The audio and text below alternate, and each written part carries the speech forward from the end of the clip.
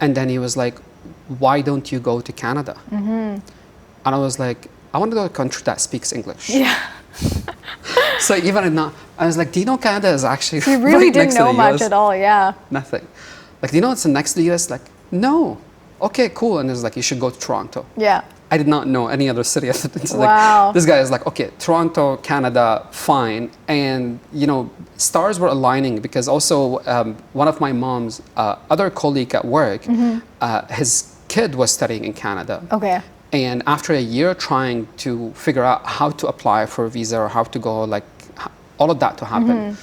And this guy came for the kid at that point. He was back in Syria for vacation for about like a month and a half. Yeah. And in that month and a half, I was able to do everything. Wow. Like he just went online.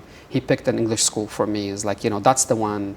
Here are my So mom you got was the able, guidance you were sort of looking for, yeah. After a year that I couldn't do it, it was like Wow. someone just, in literally about a couple of weeks and that's it. Wow. And so you come to Canada, different environment. Clearly you hadn't visited at any point because you didn't know of Canada. What was that experience like your first year, let's say, or two in Canada? How did you feel about your new environment? Yeah, I mean, the first thing, it wasn't first time to Canada, it was the first time on a plane. Wow. And the second, when I came here also, I was able to get someone to know someone through someone. Like there was like so many lines. Yeah. But there was someone in Mississauga who said, fine, I'll have him to stay in my place for the first night, which was great. Like I was lucky in that way. So So you didn't have accommodation or anything like no, nothing. Wow. I mean, there was a homestay booked for me. Yeah.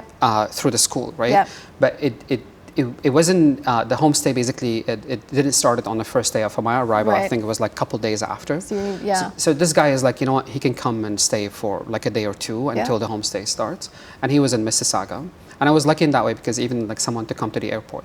But even the journey from Syria to Canada was like, for me, was very interesting and completely new. Even when I landed in the transit, I think it was in Hungary, the transit at that point. The whole thing's just like a new experience to me. But coming to Canada, I got someone who was lucky, picked me up from the airport, went there. Definitely, I mean, the guy who was from the same city as me, so helped a lot. Yeah. And so anyways, he was super kind, I mean, your very community nice. just showed up for you, right? Yeah, like just in there, and definitely he made it a lot easier. One of the funny situations, because also coming from a coastal region, I've never seen snow in my life. Did you arrive during like fall, winter? It was winter, but it was early winter. Oh, at that point. Yeah. So I went to this guy, I slept, and the second day I woke up and I was looking at, it was really sunny. Yeah.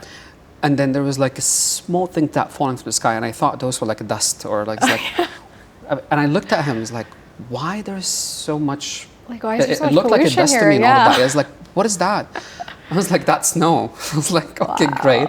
I went on. That also one of the things.